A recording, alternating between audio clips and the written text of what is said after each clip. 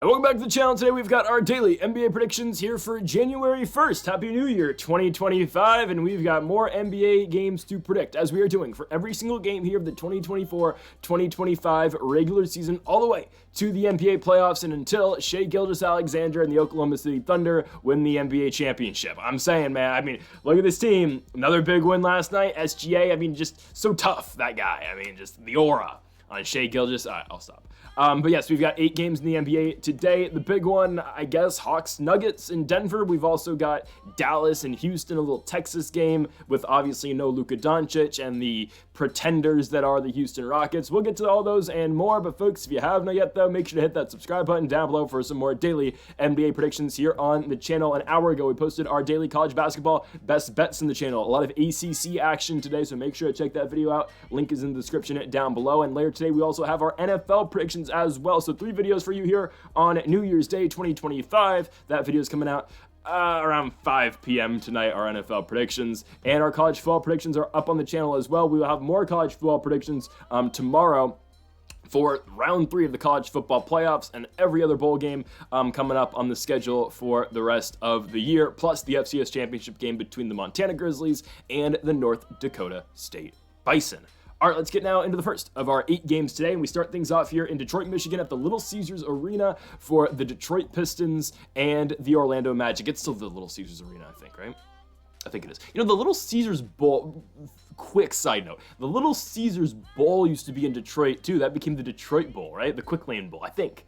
Is there like a weird association to Little Caesars in Detroit? I would look this up, but it's like this isn't even like really basketball related, so I'm not.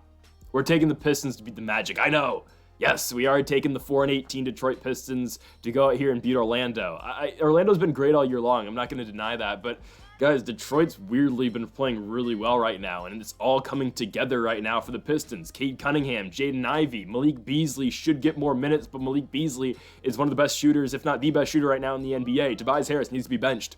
He doesn't fit this team. Cade, great. Jaden Ivey, great. Tim Hardaway, great. Jalen Duren, great.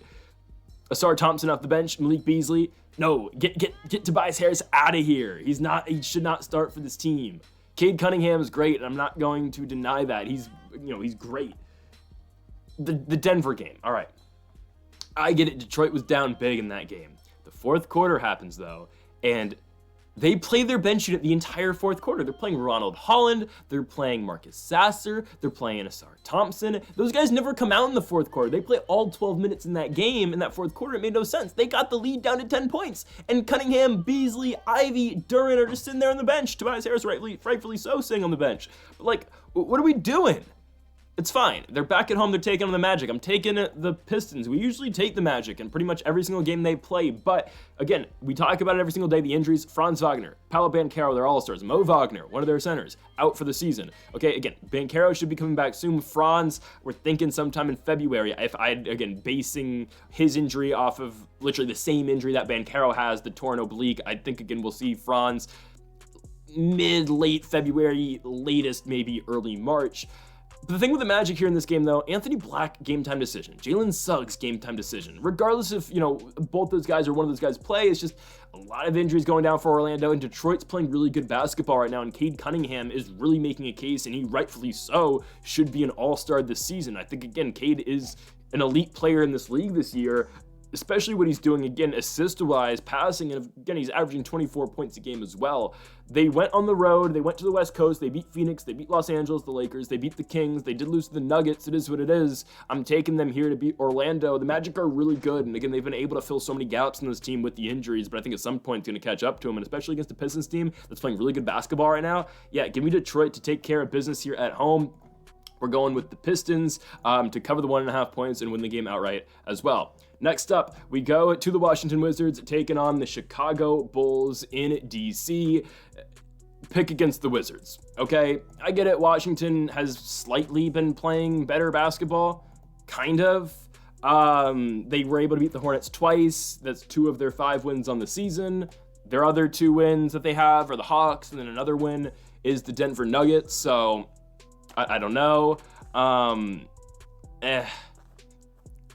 they were competitive in the first Knicks game. They played the Knicks in back-to-back games in DC, competitive in the first one. Second game, Knicks ended up, it was a close game in the first half, and the Knicks just really ran away with it, especially in the fourth quarter, ended up beating the Wizards by 20 points. I don't trust the Wizards to beat Chicago. This line's fairly close, I think. I feel like it shouldn't be this close. I think it's because Zach LaVine is questionable for this game. I'd expect LaVine to play, and even if he doesn't, I think the Bulls still win this game pretty handedly. But again, there is a big difference when Zach LaVine plays and when he doesn't. The guy's a great shooter. He's a very good offensive player. But even if LaVine doesn't play, I would expect a huge night at Kobe White. That's kind of what happens when LaVine isn't playing or LaVine is having an off night. Kobe White tends to go off.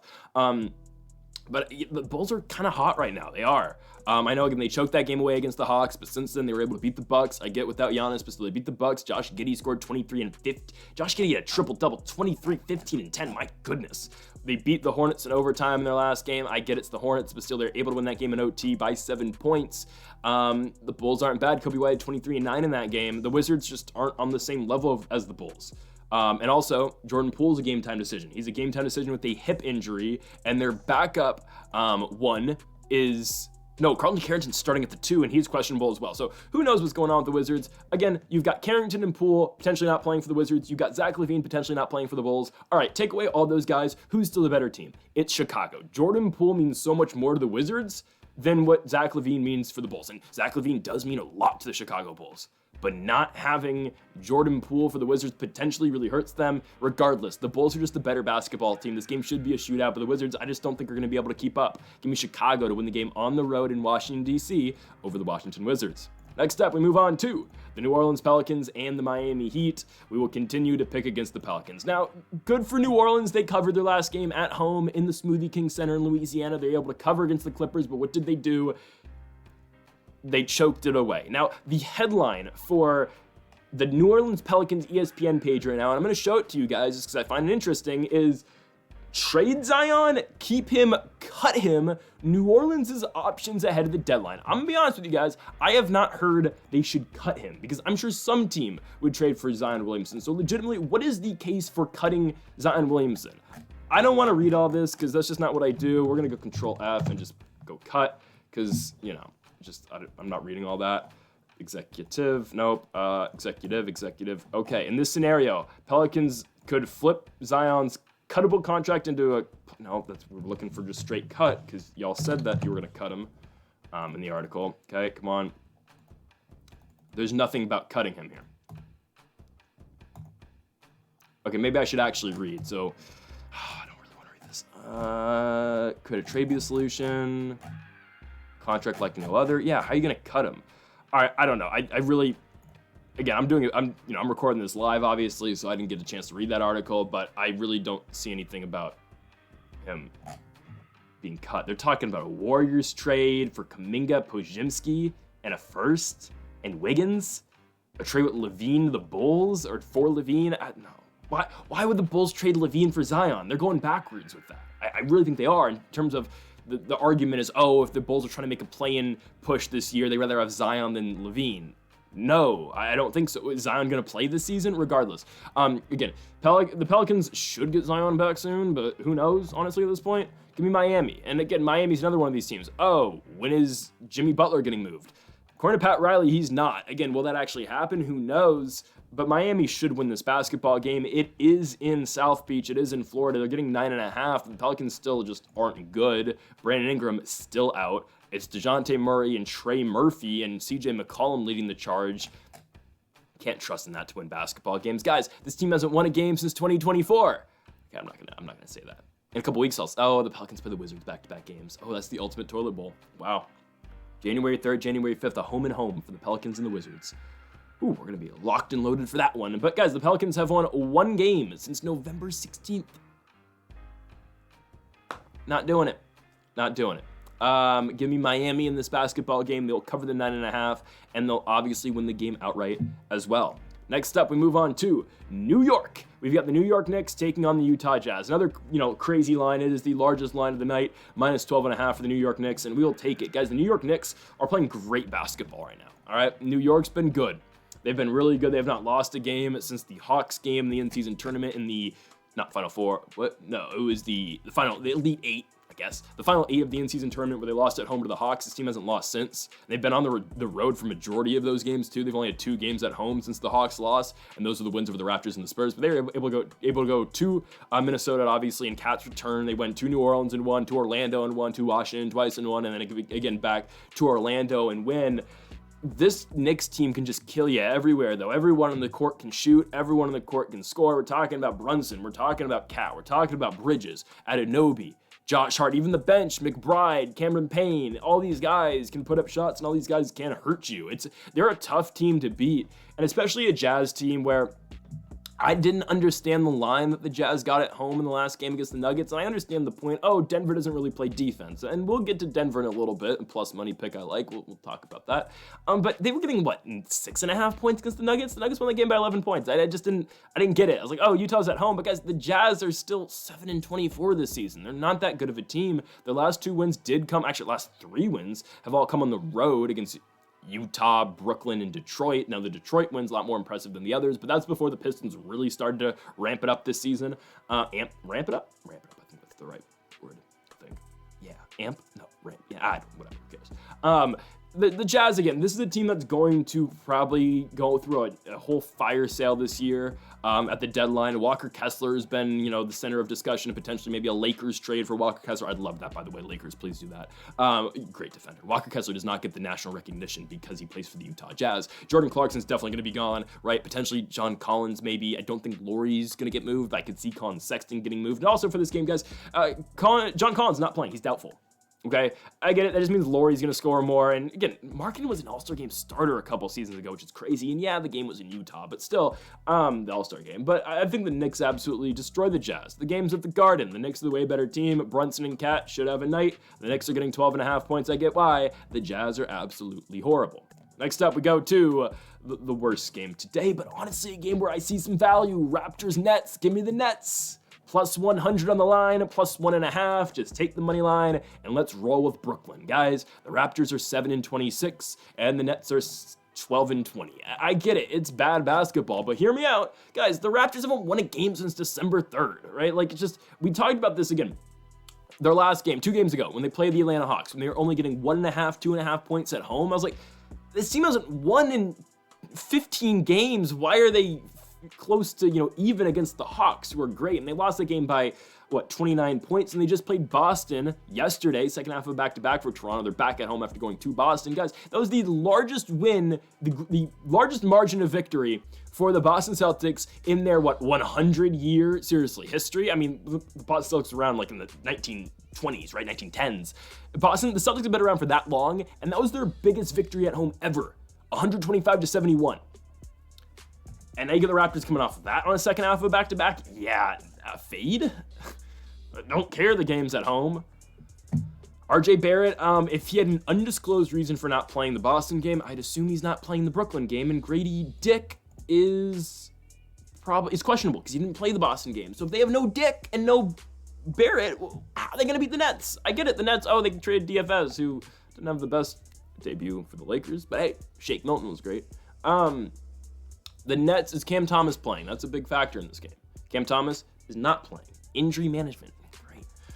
That's fine, because D'Lo's back. Hey, guys, when the Nets actually had aura, pre-Kevin Durant era, when the Nets were, when the net, it was Cardi, right? Yeah, all those Nets Cardi edits were being made. This is pre-COVID 2019. I think it was Cardi. Yeah, it was Cardi. I was thinking it was Uzi. No, it was definitely Cardi.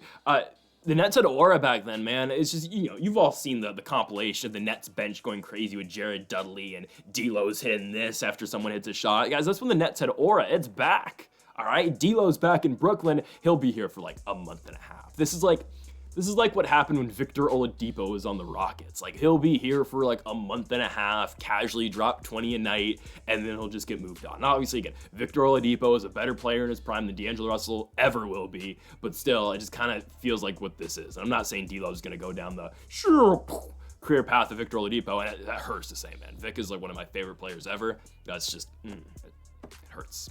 It hurts. Someone give Vic a shot, man. Just give Vic a shot at 30, 32, 33. I need it. I need Oladipo playing basketball again. He wasn't that bad his final year in Miami. He just got hurt again. Like Lakers, what do you got to lose? Give Vic a shot. You know? Pacers, it's all going downhill. Bring him back. I know Vic doesn't want to be back there. Regardless, guys, D'Lo's back in Brooklyn. Let's see it, man. Plus 100, I'm taking the team who, again, has traded a lot of pieces, but I'm not taking the Raptors who absolutely suck, and they're without Barnett and potentially Grady Dick. Yeah, Barnett, RJ Barrett, my goodness. Yeah, give me the Nets over the Raptors, okay? But it's a toilet bowl. I'm not gonna lie. Next up, we go to Texas. Houston Rockets taking on the Dallas Mavericks. Yeah, I'm fading the Rockets. I don't care. I refuse to believe the Rockets are good. Okay, I am the Rockets' #1 hater. Back-to-back losses. Okay. Hey, I've been predicting the downfalls of the Houston Rockets and the Golden State Warriors and the Sacramento Kings, but it's already happening for this entire season. Okay? The Rockets are the most overperforming team I've ever seen. It's coming to an end now. Okay? And I get it. Dallas just lost to Sacramento. Okay. Kyrie didn't play. Kyrie should be back for this game. Right? Irving should be back. I think he doesn't even have a questionable tag. Kyrie's back for this Rockets game. Derek Lively, questionable, whatever. They'll be fine. They'll be fine without Derek Lively. Oh, Şengün. That was a loud firework. My goodness, it is New Year's Eve. That caught me off guard. I'm not gonna lie, that was very close. But, anyways, it's 40 minutes till New Year's, guys. And this is the hard work that I'm putting in. Oh God, that's the camera. Oh look, it's me. Great. Anyways, yeah, give me the Mavs. Again, Derek Lively out. Okay. Daniel Gadford is just gonna need to step up. Şengün's great. I'm not gonna lie. Şengün is really good. The rest of this team is not. It's nothing crazy. I say it every time. They randomly have their nights. Amen Thompson's still suspension, but randomly, again, these guys will go crazy. We're talking about Jalen Green. We're talking about Dylan Brooks sometimes. Fred VanVleet, they'll randomly just pop off. But the only consistent player on this team is Alfred Şengün. The Mavs will be fine. I think they win it. I think Kyrie has a big night. And the Mavericks put the Rockets back in their place, okay? Houston's a play-in team at best this season. They're 21-11. They will finish as a play-in team come the postseason, and I'll say it, they're gonna miss the playoffs. They're not good. Dallas is better. If Luka was playing, this would be an easy one, but with Kyrie, we'll still take it. Plus 175, plus 5.5. Let's hope Lively plays. Give me Dallas at plus money. Next up, we go to the game of the day. It is the game of the day. Atlanta and Denver. Give me the Hawks. Okay, yes, give me the Hawks. Give me the Hawks, get their revenge. These two teams did play earlier in the year. I think it was the Nuggets coming off a back-to-back. I think where they lost to the Wizards. I think. Could be wrong. I think that's when that was, though. Denver did get Atlanta in the first game. They beat them by 30 points. Okay. Atlanta's on a 4-game winning streak. They beat Minnesota. They beat Chicago. They beat Miami. They beat Toronto. They're on a 4-game winning streak. And everything is going the right way right now for the Hawks. Trae Young's playing elite basketball, as you saw in the game in Toronto the other night, 34-10. Trae Young's elite, all right? And the Nuggets, they're good, but how do you beat Denver? You just outscore them the entire night because they don't play defense. They don't. And again, Jokic, he's great. 36, 22, and 11 in their last game against the Jazz. That's awesome. Shea's still the MVP, but that's great. Good for Jokic. Shea is still the best player in the league, though, and I'm not taking any other answer than Shea Gilgeous-Alexander winning the Most Valuable Player award this season. Anyways, no, Jokic is good. I'll give him that. The Nuggets are a good team, but we saw the Suns outscore them on Christmas. We saw the Cavs put up 149 points on them. Guys, the Hawks have the second fastest pace of play in the entire league, only behind the Indiana Pacers. They are going to outplay the Nuggets tonight. They're going to wear down this team it is in Denver, but still, I don't care. Give me Trae Young and the guys, man. They're going to outrun this Nuggets team. It's going to be a high-scoring affair, but yeah, I will take the Atlanta Hawks at plus money, plus 175, plus 5.5, back-to-back 5.5-point dogs, and the Mavericks and the Hawks. Give it to me. Let's go. We're going to Atlanta on the road in Denver over the Nuggets. To our final game of the night, we go now to Sacramento, California, the capital of the great state. It's not a great state anymore. Anyways, I'm not going to get into that. The California Kings, Sacramento Kings. I'm taking Sacramento to win. I am. I'm taking Philly to cover the 6.5 points, but I am taking Sacramento to win the basketball game. Why? Joel Embiid is injured. Joel Embiid has been ruled out of Wednesday night's game against the Kings due to rest purposes, and that's why the NBA's ratings are down. I'm just gonna be honest, guys. Now, I don't know what kid's favorite player is Joel Embiid in Sacramento, but if it is, hey, it's the one time this kid gets to watch Philadelphia all year long, Philadelphia all year long. He's got his Joel Embiid jersey on. Parents buy him tickets to the game. Family's at the game, and Nope, you get Paul George instead. Put on that PG-13 jersey because Joel's not playing. Drummond's out too, probably. Eric Gordon still got the mouth injury. I pointed to throat. The joke's been made before, okay, about Eric Gordon. All right, not anything prior to this, obviously, just the guy popped up on the injury report with a mouth injury. It's like when Anthony Davis didn't play a game like in 2019 because he had a bruised buttocks. Like, it is what it is. Kyle Lowry is questionable with his hip injury. Philly's just kind of screwed on now with injuries. That's why I think Sacramento wins. But Sacramento being incompetent is the reason why I'm taking Philly to cover the 6.5 points. Again, no Jared McCain, obviously still out. Joel Embiid's injured, right? Just losing depth too with Lowry and Gordon and Drummond. Yeah, that's brutal. That's why I think Sacramento wins, but I do think Philadelphia covers. Guys, the Kings are still bad. I don't care. They beat a hobbled Mavericks team. Okay, who cares? De'Aaron Fox apparently has just said he's not coming back next season. That's the report I saw on Twitter today, or his management saying he's not coming back. So De'Aaron's gone. Let's ship him to Orlando, and let's have fun with the Magic, all right? Let's blow up this Kings team. Let's move on. Let's completely tear it all down and just, I guess, rebuild around DeMar DeRozan because he kind of stuck with them. No, I don't know. They'll probably trade DeRozan too. Again, Doug Christie's head coach. It's great. Awesome. But the Kings are just not, this is not sustainable. This team is not. They're not that good this season. They're not going to turn it around. Sacramento's not a play-in team this year. They're not good. They can't play with DeRozan. Give me Philadelphia to cover. I will take the Kings to win, though, because 6.5 points just feels like too much for them to cover. But I think, yeah, they'll probably win it in Sac. Philly with all the injuries, no Embiid. It'll be a big Tyrese Maxey night. Again, whatever Maxey's over is, take it. He should have a night tonight. Especially, again, the Kings play quick, too. This will be a high-scoring game. The Kings kind of forgot how to play defense in their last to the Lakers and the Pistons. The Mavericks game, it was better, but still against a better offense or against a better shooting team, they're going to struggle. That's why I think, again, Philly will cover, but I will take Sacramento to win. But honestly, I just stay away from this game. Sacramento being Sacramento and Embiid not playing, and again, all the injuries to the bench, I'd stay away. So, folks, that'll do it for our predictions here on New Year's Day for the NBA here on January 1st. If you haven't yet, though, make sure to hit that subscribe button down below for more. Make sure to leave a like if you did enjoy the video. Make sure to comment if you do disagree with any of the picks. Happy New Year. We'll see you guys tomorrow for more daily NBA and college basketball best bets. Folks, thank you all for watching. And Mamba, forever.